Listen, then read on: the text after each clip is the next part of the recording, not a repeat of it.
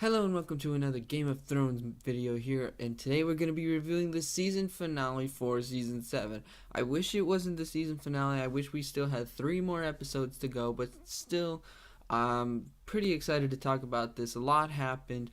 But before I get into the review, I have to say a major spoiler alert because I'm going to be spoiling everything, or not everything, but I'm going to be spoiling this episode and a lot of the things that happen in the episode. So consider yourselves warned on all things spoilers.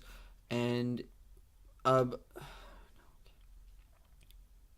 hello and welcome to another Game of Thrones video here on this channel, and today we're going to be reviewing the season finale of season 7. I wish it wasn't the season finale. I wish we did have 3 more episodes to go, but I'm very happy to talk about this episode and this season really, so consider yourselves warned on all things spoilers for this episode and this season. I'm going to be spoiling a lot of things because a lot of things happen, so definitely turn away if you haven't seen the episode yet.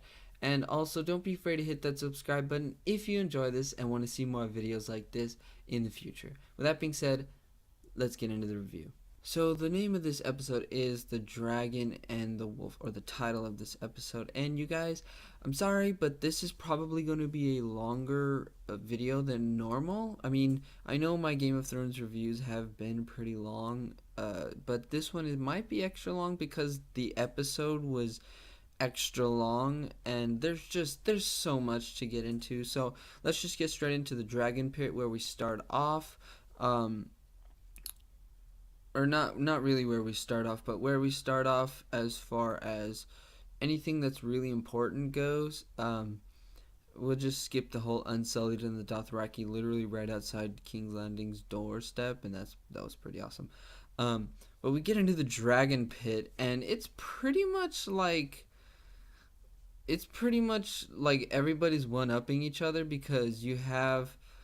By the way, you have so many good little interactions with people, whether it's the Hound and Brienne, and the Hound in the Mountain is so amazing. That little conversation they have is so great. But you have them all going into the Dragon Pit, and it's just one-upping each other because you have Tyrion, Jon Snow, and pretty much everybody besides Dany coming in. They all go in first, and the Hound is like, I didn't want to die in this place. Am I gonna die in this place? He says that to Tyrion, and it was like, maybe. Tyrion says probably, and then you have Cersei and Jaime coming in. Of course, Cersei's got to be fashionably late, and so she has a nice intro. Her King's Guard are no longer gold; they're all black and silver, and they look pretty awesome if you ask me. And then she sits down. Tyrion, they don't start talking, and Cersei's like, "Hey, where's Dany?" Because she knows, like, anybody who's smart enough on this show and who's still alive, basically on this show, is probably smart enough to know that Dany is gonna come in on her dragon. Like, why would you walk in when you can fly in? Why would you do that? Cersei's gonna make her own little entrance because she's the queen. She's gotta look cool. She's gotta do her thing. But, like, why not one up her? So it's like you have, Jon Snow and Tyrion coming in, and then Cersei's fashionably late. And then, Dany makes it a point to be extra late so she can have that great entrance where it's just her on Drogon, and I forget the other dragon's name. But she only has 2 dragons, and Cersei calls her out on this. She tells that to Jaime's like, they're vulnerable, which we'll get into that 3rd dragon later. But she's fashionably late, so that was pretty awesome. I like that Cersei was not impressed. Like, she was impressed, but she wasn't impressed. She had totally the straight face, but it's kind of one of those straight faces where it's like, everybody's seen it to where, it's kind of like the 1,000-yard stare, where you totally, if you're the person keeping your straight face, you're like, yeah, I'm keeping this straight face, but there is some fear in your eyes. There's some fear in your eyes because you're seeing that the person across from you can totally beat you, and they know it and you know it. So it's like, yeah, I'm gonna keep this straight face, but yeah, no, I might not win here. That was great. The Hound in the Mountain, like I said before, the Hound was great because he was like, you know what's coming for you. You've always known it, and it was so good. I was like, wait, what is that? Is that the Hound? Is that death? Like, what's going on here? Um, but that was such a nice little interaction that they had. There was just so many interactions that they had in the Dragon Pit. I can't get to all of them, or else I'd literally be longer than the episode itself. So then you have Euron interrupting Tyrion. Like once Danny gets down, Tyrion starts his little speech, and it was kind of cool because it was like, okay, we're gonna sit back, we're gonna let Tyrion talk, we're gonna see what he says, and then Euron just straight up interrupts and why are we listening to a dwarf? And then it was so good because Tyrion like looks over to Reek or uh, the Greyjoy kid. Why am I blanking on his first name? Anyway, looks over to Reek and is like, yeah, dwarf jokes are not funny anymore. It's like, yeah, okay. And it's great that Cersei has to literally tell him like, sit down, get over here, come on, you bum. And then he doesn't sit down at first, and then the mountain steps out, and he's like, okay, okay, okay, I'll sit down, I'll sit down. It was so cool. It's like the mountain is totally like her big stick, where he just takes a step towards you, and you're like, okay, okay, I got it, I got it. It was pretty great. Um, and then like right after that, Tyrion gives like half of his speech, and Jon Snow just gets up and is like, "Hey, listen up. I'm the most handsome man here, so you all gonna listen to me." And then he was just like, "Hey, there's a great war coming. The dead are coming, and that's just how it goes. And like you guys better be ready, or else, and you guys better help us, or else you will not survive. Like if they beat us, that's just more people in their army. That's just more whites in their army, and you don't want that. Like you don't want dragons in their army." I'm surprised that John didn't know, like that the Night King could turn the dragon. I feel like that's something that he should have known because I mean they saw the bear, so why wouldn't he? Anyway, that's later. I'll get into that later on. And the Hound lifts. Like nobody can be like, "Hey, do you lift, bro?" To the Hound. Dude deadlifts like at least 230 pounds. Like that box seemed like it was heavy without the white walk or the white in it. The zombie, the I guess it's the white. Without the white in it, that and with the white in it, that thing was heavy. So I thought that was really cool. You just like they had it on a cart being pulled by a donkey, and then he was like, "Nah, there's stairs. I got to do this myself." Ugh. So what we have is the white doesn't jump out, and this is something that's like, okay, we get it. You have a lot of tension built up, and you want to build up more tension. But seriously, like the Hound like moves the top off the box that the white is in. He moves it, and you could totally fit your hand out. There's no reason the white shouldn't like immediately see the light and be like, boom, and try to jump out and go and get somebody. Like to me, it was like, okay, okay, you're building suspense, great for you. And then the Hound like kicks over the box, it finally jumps out, and it just goes like straight after Cersei, which was something that's really cool because it's like maybe the Night King is controlling him and is like, hey, if we take her out, she's got a crown on. That's not good. I want to kill the people with the crowns on. So maybe the Night King was like, hey, maybe the Night King like has a speech, to all of his new people, all of his new whites, where he's like, hey, if you see somebody with a crown on, kill him first. Just see you later. Everybody else, after that, but like do that first. And I thought that was like, okay. So the white goes after Cersei. I mean, straight away, and Cersei gets scared. Like Cersei is genuinely scared at this of this white, and for good reason. If you've never seen something like that, I would be scared too. I mean, if that thing was coming at me, because she probably didn't see the chain that was that was in there with it. Um, that was, I think it was attached to its neck or its back, one of the two. Anyway, if you didn't see that, chain and you just thought the thing was coming straight for you, I'd have been scared too. I'm surprised the mountain didn't like step out and like, totally do the "this is Sparta" kick to the thing, because like the mountain steps in front of Cersei for like everything, you know. So I'm surprised he didn't do that for her. But that thing got close too. Like that thing got pretty close to Cersei when the Hound finally grabbed the chain and yanked back on it. That thing was pretty close. I was surprised that I was surprised that the Mountain didn't try to do something there. Um, and once he did that, like the Mountain cuts the thing in half and is like, "Hey, look, you guys, these things don't die by conventional, swords." And Jon Snow, he shows them how to kill him. He's like, "Here, you can burn him," because he cuts off a hand and he burns the hand. Well, he burns the hand, and then he's like, "You can kill him with dragon glass," and he has a sweet dragon glass dagger. Like that thing looks pretty cool. Like he was like, "You know what?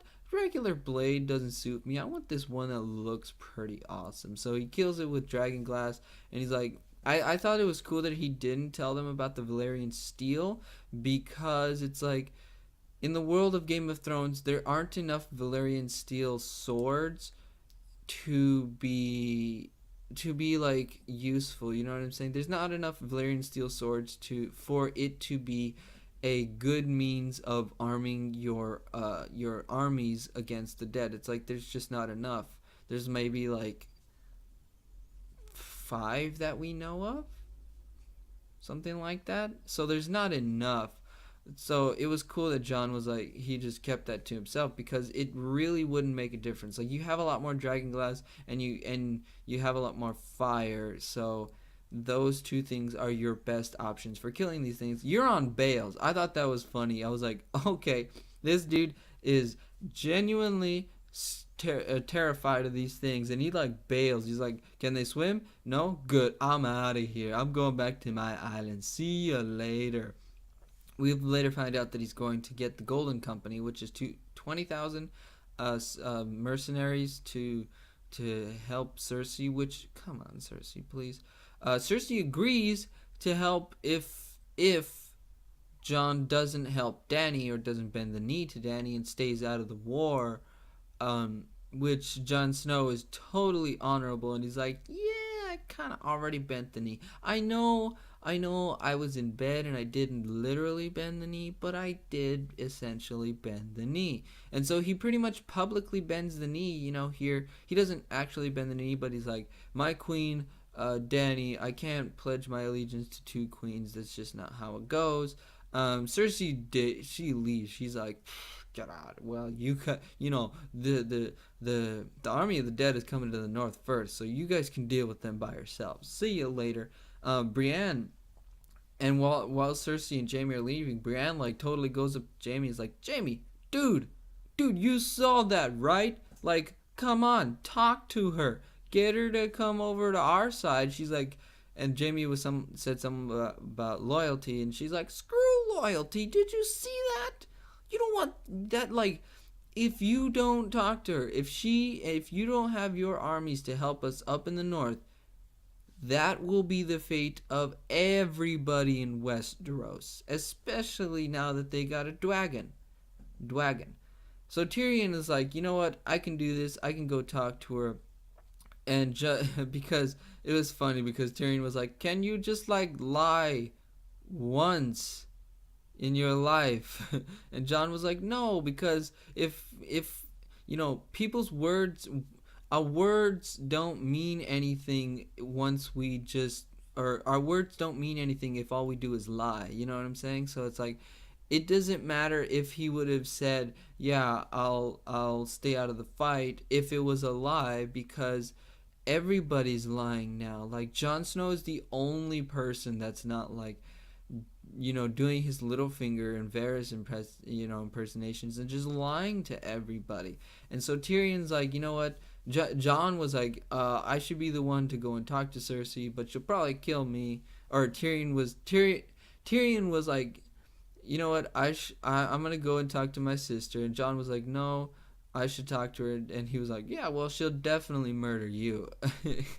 Thought that was great. And so Tyrion goes, and it's a great scene, you guys. I mean, like, you got the mountain standing, like, walking Tyrion to Cersei's room, and like the mountain is so big, like compared to, you know, you come.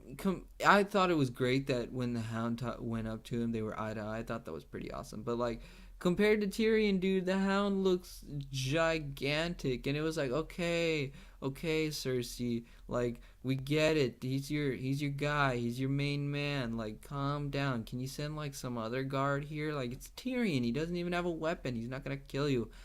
And they have a great conversation. I mean, it's an amazing conversation between them about their family and how Tyrion loved Marcella and the kid that threw himself out the window. I forget his name. Yeah, it's a great conversation because there's a lot of tension in that scene because you have the mountain standing right behind Tyrion, and Tyrion's doing his best to be like, look, like, yeah, I killed Dad, and I kind of regret that, but look at what he did to me. And then you have Cersei coming back with like, look, when you killed him, you left us vulnerable to attacks from other people, like the the Dornish people who killed Marcella, and I forget the king's name. He jumped out a window. It was like, look, you did that to yourself. I think Tyrion should have.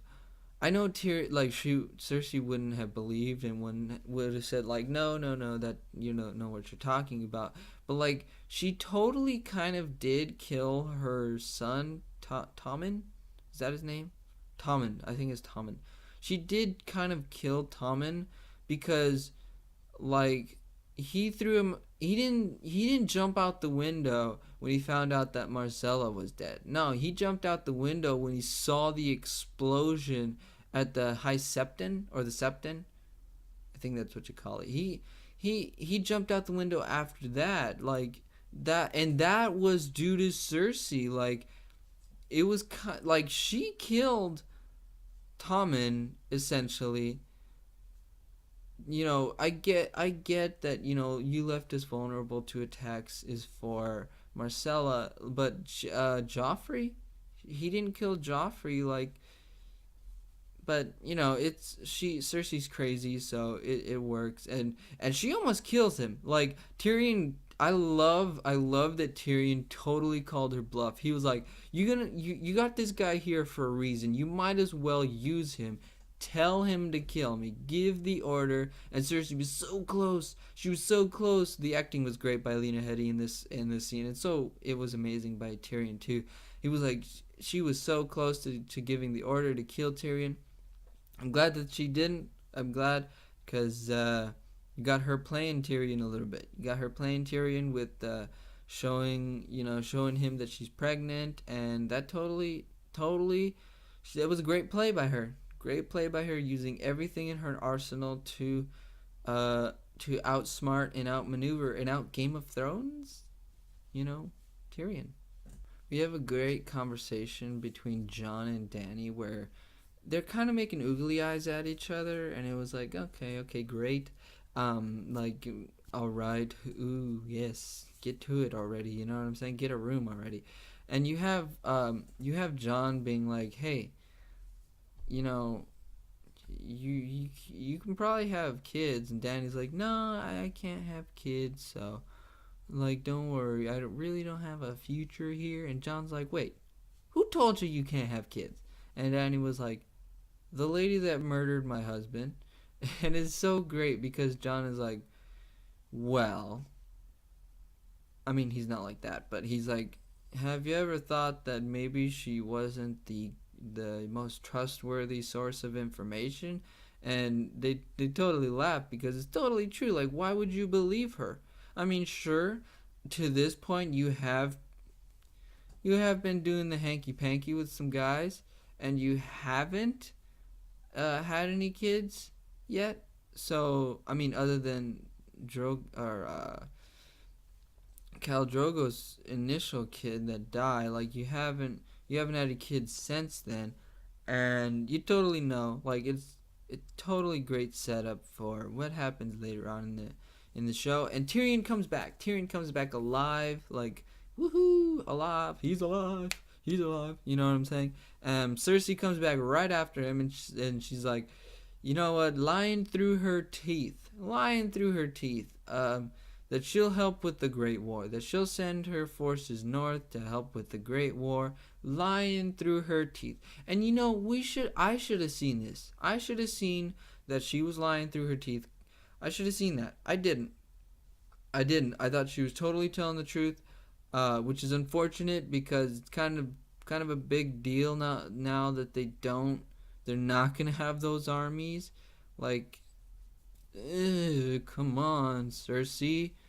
Like, if you want your kids to survive, you have to help out. If you want your child that you are bearing right now to survive, you're gonna have to help. You're gonna have to help. Like, do you really want your kid to be a zombie?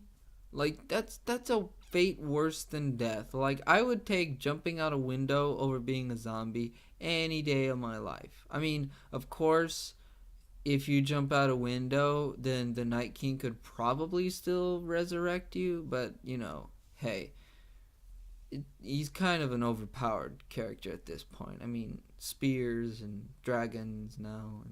Anyway, that's pretty much what happens in King's Landing. Well, no, we still get some more stuff in King's Landing, but that's what happens in the pit where you have everybody together. After this, pretty much, they all sail back. Like, they go back to Dragonstone, and they get back there quick. Like, they get back there quick.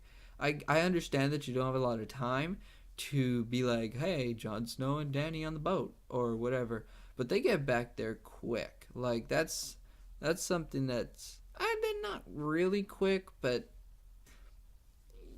as far as time wise goes, it's not like if we had 10 episodes, they would definitely still be sailing next episode. You know what I'm saying?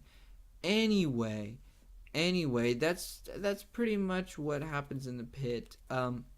Later on, you have an amazing scene where Jaime leaves. Jaime leaves, man. In King's Landing, Jaime is like telling.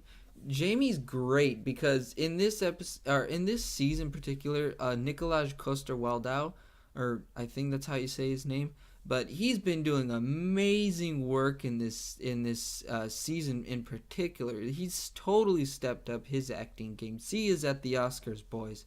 But there's a great scene between him and Cersei where at first he's like getting his people together. Hey, we're gonna go up north. We gotta get your people together. We don't have a lot of time, so like 3 days, and then we start to march. And then Cersei like sends the generals away and is like, dude, what are you doing? Like, come on, you're the stupidest Lannister, and I always knew that. Like, we're not gonna help them. And Jaime is the voice of reason in Cersei's life. Like, so was Tyrion to a point with their with their conversation, but like Jaime was like, "Are you kidding? Are you kidding me? We've got to help. Like, you saw what that was. You saw that no sword is gonna kill them. If you shoot it with a scorpion crossbow, the one that you tried to shoot the dragons with, it's not gonna kill them either. You have to kill them with fire or dragon glass. Like, come on." I know Jaime has a Valyrian steel sword, but still, Jaime can't kill all of them. Like, give me a break. And it's just Jaime was like, dude, like, seriously, dude. And then it was great to see that Euron was totally not a coward, and he was like, he was going to get the Golden Company with his armada, and Jaime was like, wait, you conspired behind my back? Like, really? And then Cersei was like, nobody walks away from me. And Jaime's like, you know what? Fine. I can't deal with this. I've got to go help. Like, I made a promise. I made a vow. I made an oath. And my sword is called Oath No, that was the sword he gave Brienne. Anyway, the sword he gave Brienne was called Oath Keeper. So like Jamie's now a new man. He's a new man uh, with honor again. Like he's no longer the Kingslayer. He's not that character. He's not that lying person anymore. If he says he's gonna do it, he's gonna do it. And he starts to walk away, and then the mountain steps in his way.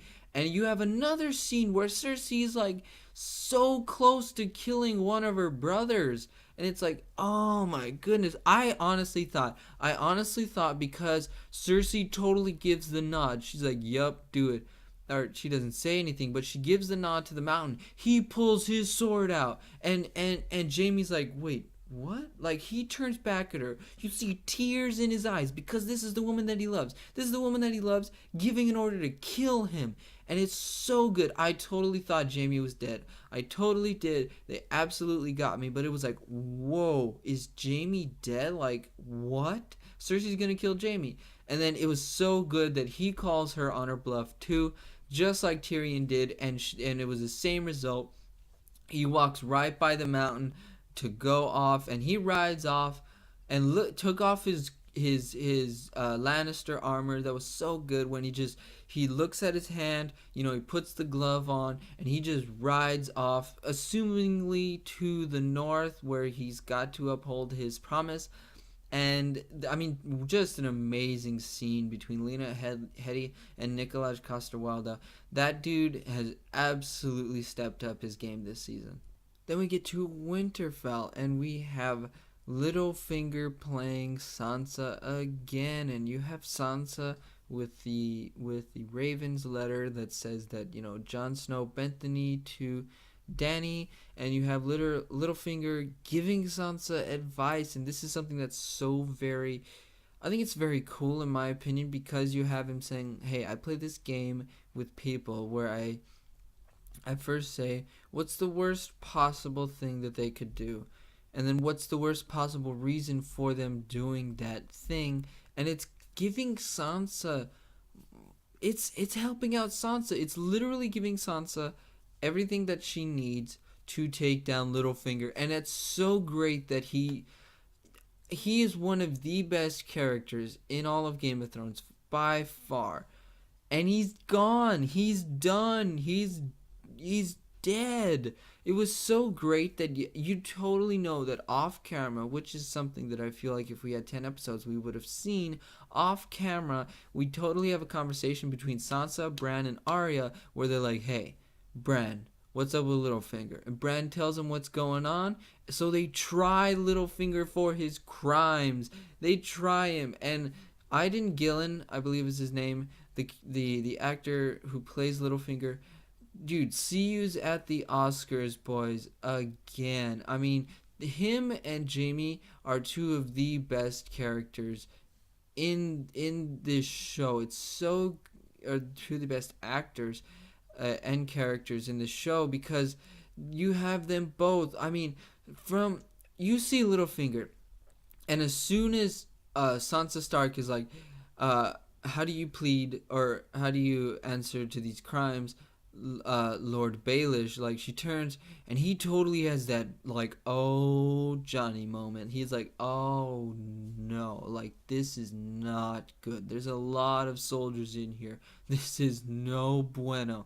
But he composes himself, and he composes himself. He does his Littlefinger stuff again, and he's like, hey, whoa, I'm smarter than this. I got this. I can get my way out of this. And he tries so hard, and he gets so far, but in the end, it doesn't even matter because he's dead.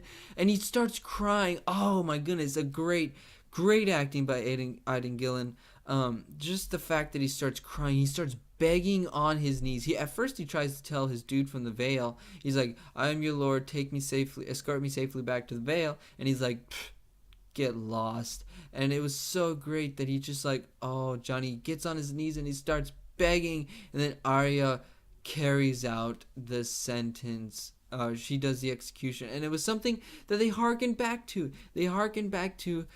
From season 1. I just started rewatching season 1, and I think it's like episode 3 or 4 of season 1, where you have an amazing little conversation between Ned Stark and Arya Stark about how, hey, we're Starks, we've got to stick together. Winter is coming, and when winter comes, we have to stick together. We cannot be bickering amongst ourselves, or else we will all be killed off. We're all dead if winter comes and we're fighting amongst ourselves. It's not going to happen. And they harken back to that after the fact, where you have Sansa and Arya talking about that. Like Arya literally tells Sansa about that conversation, and Sansa's like, "Yep, father." And it's so good because then you have the whole, when winter comes, the lone wolf dies, but the pack survives. So it's so great. It's finally nice to, like, yes, I kind of criticized them last week for what Arya and Sansa were,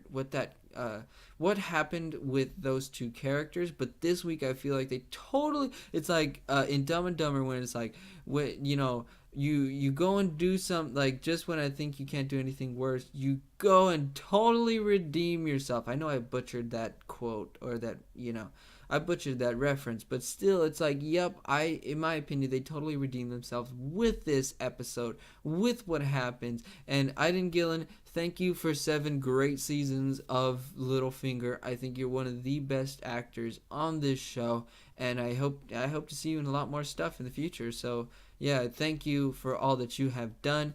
And that's pretty much like that might be the biggest death that we've gotten this season. Like, nobody else really has died. I mean, other than the dragon, that might be the biggest death we've gotten. I know you have Lady Tyrell, that which was a great death, but I feel like this one is a more impactful death.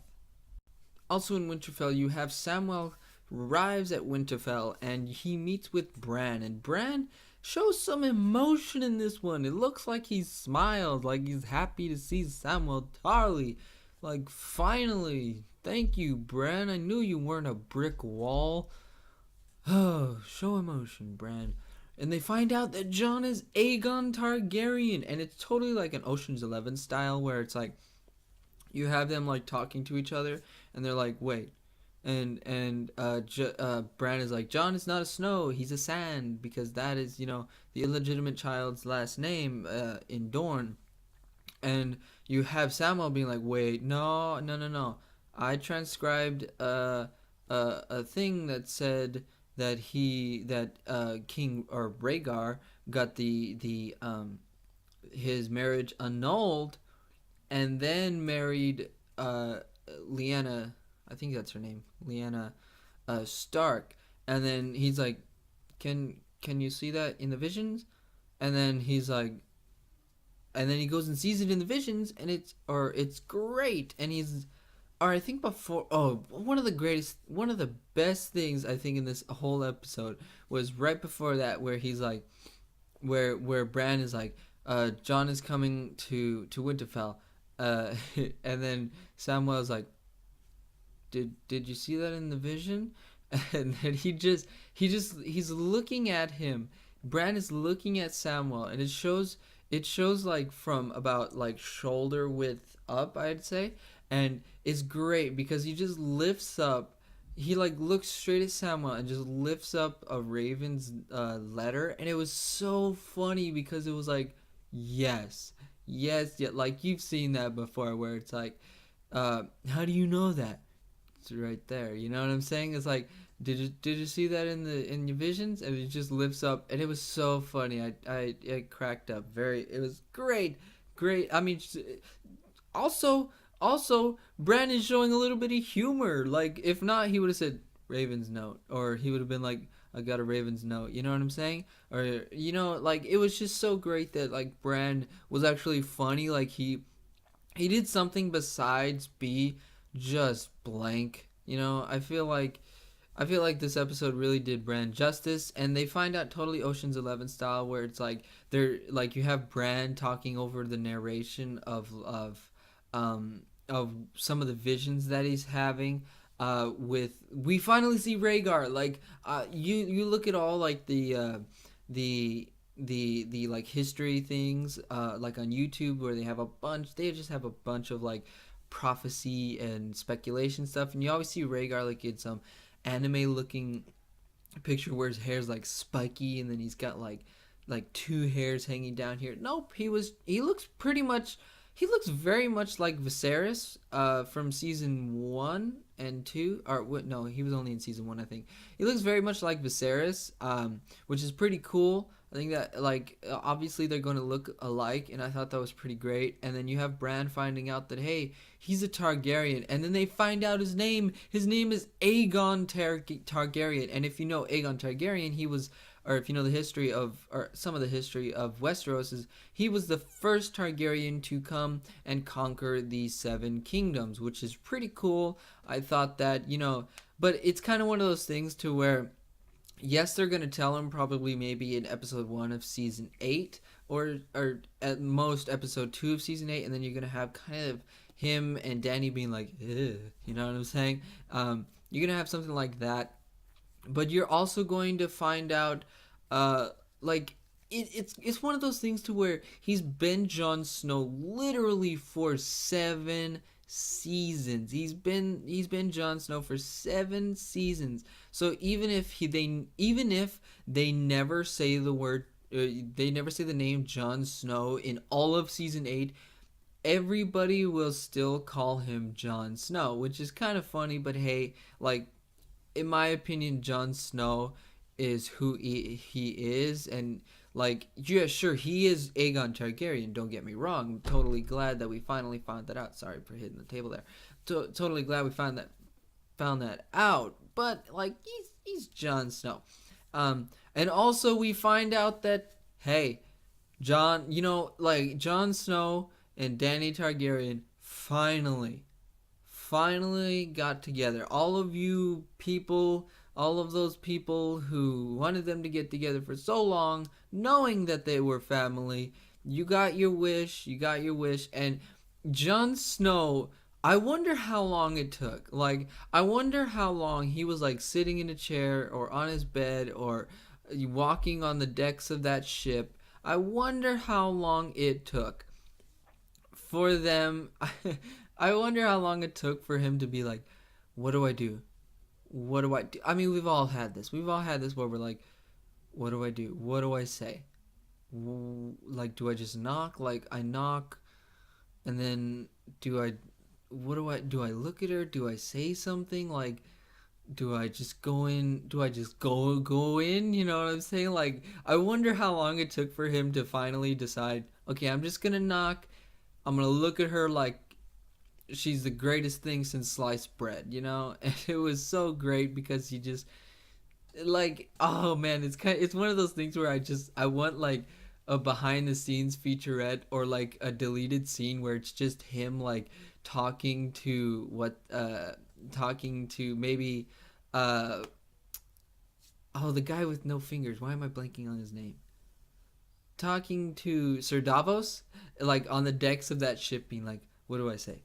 What do you think I should say? Like, I think that would have been such a great thing. I know it's Game of Thrones, so they'll never do things like that. But it was so nice to finally see him, knock on that door, look at her like she's the greatest thing since sliced bread, and then she just opens the door and lets him come in. And then it's kind of weird because you have Bran talking over them, doing the deed, and it's like he finds out that his name, and then you have, like, they're totally making out and everything, and then like Jon Snow pulls back for a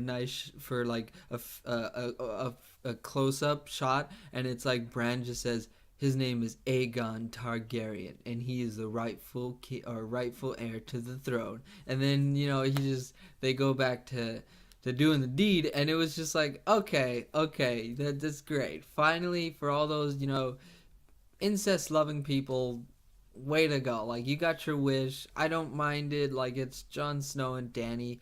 Of course, the two most attractive people in the show are gonna get together because nobody settles. Like, come on, nobody settles. And not Jon Snow and not Dany. They're not gonna settle. And they're totally gonna try to have a kid. Gotta have a successor, right? Exactly. Anyway, that's pretty much what happens in Winterfell and with Jon Snow after the whole dragon pit thing. Yeah, and you have Tyrion. Tyrion totally saw Jon Snow go into Dany's room. So Tyrion's like, it's kind of funny because as soon as we saw Tyrion like looking at the door, I was just like, he's totally being like, yes, like, yes, we're gonna get a successor to Danny. Like, he talked to Danny about having a successor, and he was probably like, yes. Now we get to the wall. The ending of this episode was great. Not only did you have an amazing episode up to this point, but you get to the wall and Tormund is on the wall. It's always great to see Tormund. And you see him looking down, over the wall, and he's like, pretty high, man. The crows say I'll get used to it, but I don't think I will. And then he's like, and then the whites, you guys, the whites come out of the trees, the tree lines, and you see Tormund, and Tormund looks scared. The dude does an amazing job at acting. I mean, again, C's at the Oscars, boys, because Tormund looks scared, because all of the whites start coming out of the trees, and they all line up perfectly. It's so, like, if I was there, I would be like, run, run now, run, run, run, run, run, run, run, run, run away. Like Monty Python and the Holy Grail, run away. You know what I'm saying? And Viserion comes out of nowhere. Literally, like, comes out of nowhere and just flies right under. He, like, flies next to the wall. And I was like, at first, when the whites came out of the tree line, there was one on a horse. There was one of the White Walkers who was, like, their generals. He was on a horse. And I was like, wait, is that the Night King? Wait, hold on. Is the Night King not gonna ride the dragon? And he totally rides the dragon.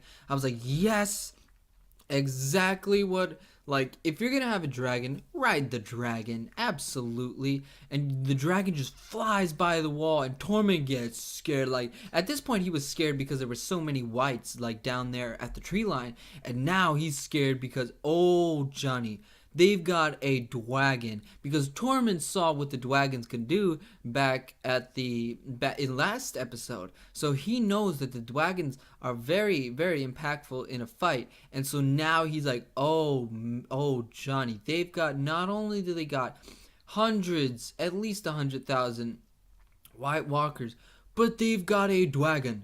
They've got a dwagon. And they've got the means to take out other dwagons, because we saw them take out that dwagon.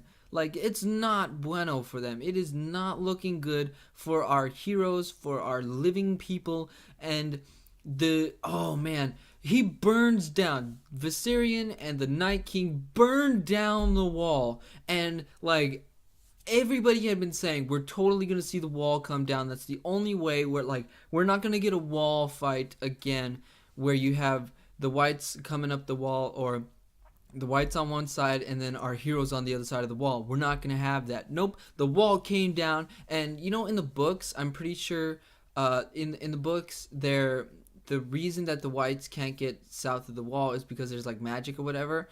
Apparently not in this, or apparently, like, the dwagon just, like, negates magic or something, because it feels like, or I don't know, maybe in the show it was just like no magic, it's just that the wall is so big and kind of impregnable that the whites haven't gotten down there. And plus the White Walkers haven't tried probably to get down there. Anyway, it's so great. It's so great because Viserion comes out of nowhere, burns down the wall. I mean, he burns it down with, like, cold fire. It's so good. Or maybe it's extra hot fire because, like, I'm pretty sure blue fire is the hottest form of fire, or the hottest color of fire. So maybe he's got like the hottest fire, like even hotter than the other dragon's fire, which was, or even warmer, hotter than the other dragon's fire, which would be so great because, like, he burns that thing down and that thing comes down. It's not like I understand that, you have 7 episodes, maybe because of budget, because you have some great scenes. Like, you have a lot of dragons, and you have the wall coming down. So that takes a lot of money, and in a lot of budget. So I get that. I get that point of, or that sense of where, we're going to shorten up the season so we can do more bombastic things with our episodes, which is great. And the wall comes down. I mean, they don't shy away from it. They show the wall coming down. Of course, Tormund lives, though. Tormund's gotta live. As soon as I saw the dragon, I was like, oh, run and write a raven's note as fast as possible and send that raven down to Winterfell, because you've got to tell them that they've got a dragon. And I know that Tormund lives, so they're probably gonna find out that they got a dragon anyways, because Tormund is gonna find a way to tell them, because that's just what's gonna happen. And the whites are finally south of the wall. They burned down the wall. The whites are finally south of the wall, and Tormund's got to tell somebody. Like, Tormund needs to write a raven's note and send that thing on its way. Write like 10 of them so that you can tell everybody everywhere, or write as many as you can so that everybody will know that the whites are south of the wall and that the wall is destroyed and that they have a dragon, obviously. But it's like, when I was watching it, because you have, once the wall is down, you have the whites.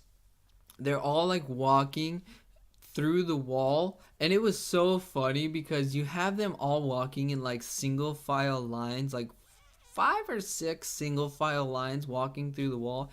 So it must, like, me and my stupid imagination, I was like, you know what, the Night King must have been like, all right, I want 5. When we burn down this wall, I want 5 single file lines, and I want you to stay in your single file lines. And then the giants kind of screw that up, because the giants are like, take up a lot of space widthways, you know what I'm saying? So it's like, oh man, every time a giant comes through the line, it's like, oh my goodness, you're messing up our lines here. Give me 5 single file lines. Like, come on, you guys. I know it's not what happened, because they probably control them by like mind control or whatever. Anyway, I thought that was really cool. I thought it was kind of funny that they were all like in single file lines and that they were like walking slowly. Like, I don't think they have to worry about like stamina because they're White Walkers. So I feel like they could all just be like, you know what? Let's just get all of our dudes south of the wall as quickly as possible. And you do that by running through the wall, or maybe even burning more of the wall so that you have more spaces to go through the wall. Anyway, I thought that the ending of this episode was really great. I thought that like we were gonna see like a last shot of like Bran like waking up from his warging thing and be like, that's not good. You know what I'm saying? I thought that that's what was gonna happen, but I think that this episode ended in a really, really great setup way. Like, it was totally a setup ending for the next season. So overall, I think this episode was really good in my opinion. I think that we got some great stuff down in the Dragon Pit and down at King's Landing. I think that Jaime, I still think that Jaime's going to kill Cersei. I don't know if he's going to become like the Azor Ahai character, because I just don't think so. Anyway, I think that his character is one of the, I'm the most interested in what's going to happen with Jaime Lannister going from here, because he's totally going up north. He has to, and now, like, I want Cersei to die. I wish she would have died this episode, like with some dragons or something. Anyway, I think this episode is a great episode. It not only does this episode wrap up a lot of things, it also sets up for next season. And I think that next season is totally going to be a part 2 to this season.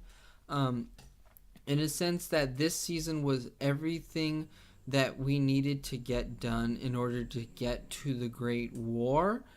And next season will be the Great War. I like that. I understand that. I just... Cersei, come on. Somebody kill Cersei already. We need those armies in the north. I'm just saying that. We need those armies in the north. Next season, I can't wait for next season, but I hope it's not in 2019. It's probably going to be like, in the holidays or the end of 2018, which is like, anyway, I'm really excited for next season. I think that this season was really nice. I honestly still wish that we would have had 10 episodes to flesh out some of the stuff that we didn't quite get fleshed out. Maybe some of the Arya and Sansa and Winterfell stuff.